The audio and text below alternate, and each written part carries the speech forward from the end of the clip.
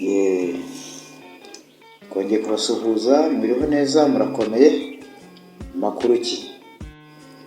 Ikiganiro cy'umunsi rero tujya gutereraho ni ikiganiro kivuga ku byerekeye inda. Inda igira amazina atatu, hariho inzigamwana, hariho karatontoma, hariho agasozi kabunga. Ayo mazina yari icyo avuze ni ukuvuga ngo inzigamwana izigamirwa ukiri mutoya ndetse ukayizigamira ukayiteganyiriza. Urugero ushobora kugura nk'ubutaka bukazagutunga we n'abazagukomokaho.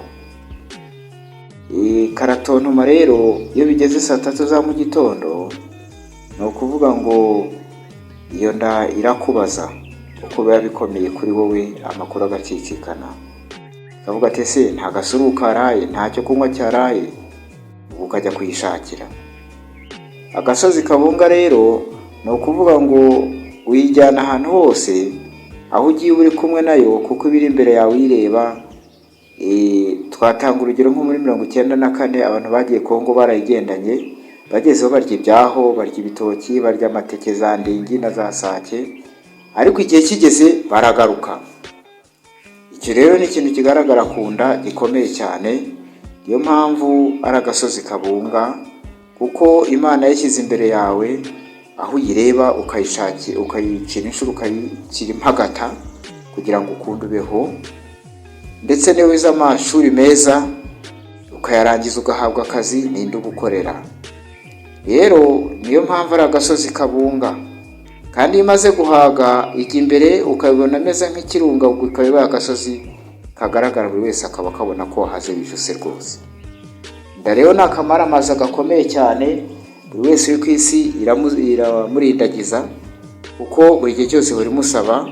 Ndetse hari na benshi isaba barabuze uko biteganyiriza, ko hakundi twavuze mbere hariya haruguru, bakajya kwiba babuze uko bagira, kubera yuko baba babuze aho bareba kandi yababwira bwije, bigasanga n'ibitekerezo byabo n'umutima wo kudakora, bakabwirabwira bakajya kwiba, bakabafata, bamwe bakabashyira muri gereza, abandi bakabatsinda mu cyuho bagiye kwiba, baciye ibyuho nijoro, bapfumura amazu, batwara amatungo y'abandi.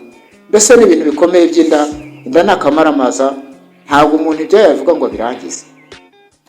Gusa abanyarwanda baritegereje, barareba, birabatangaza, birabayobera. Barangije bati rero akumiro n'inda naho amavunja yo ngo arahandurwa. Bashakaga kugeranya ikintu kigeze ku muntu kikamufataho kikamukomeza. Barareba mu bushishoza, abanyarwanda burya bari bazi ubwenge, nabugingo n'ubu ngubu abanyarwanda bazi gushishoza, bakanyuza mu birari byabo by'isigamigani. Batakumiro n'inda naho amavunja yarahandurwa, kuko iyo ahandi ugashyiramo umuti, ugashyiramo maratsiyo cyangwa dedeti n'amavuta y'inka, amavunja arakira, ukajya mu nzira ugatambuka.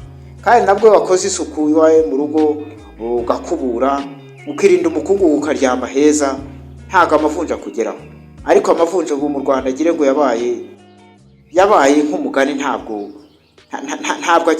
agifata abantu, ntabwo akibafata rwose, kuko dukurikije uko tuba turiho dufite n'ubuyobozi bwiza bwadufashije kugira ngo abantu birinde amavunja, kuko byagaragaraga ko amavunja nayo ari mu bikururwa n'ubushishi, ndetse bikururwa n'ubunebwe n'ibindi bintu by'ibisigisigi bimeze gutyo, n'ubutamenya. Gusa ndumva ibitekerezo ntazeho ari ibyo ngibyo ku byerekeye inda. Ibyinshi tuzagumya tubikurikirane, tubirebe. Niyo mpamvu rero nabonye iby'inda ari ibintu bikomeye. Iby'inda ntawe bivuga ngo birangize cyangwa ngo birondore. Kandi rero kuba ku isi ni ibintu by'ishuri, indika kwigisha, ukamenya uko ugomba kuyizigamira, ukamenya uko ugomba kuyishakira, kuko baravuze ngo umuntu iyo aryamye ngo uhinze ibitotsi asarura ingonera.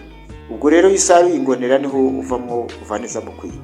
Murakoze cyane, hari umusaza wanyu uhora ubagezaho ibitekerezo nk'ibi ngibi, abatwumva n'abadukurikiye n'abashobora gutanga ibitekerezo, rwose ni ibintu byiza cyane. Murakoze cyane rero, yari umusaza wanyu w'inaribonye ari Bobo. Murakoze cyane, ndabashimiye. Ciao ciao, Imana ibahe umugisha.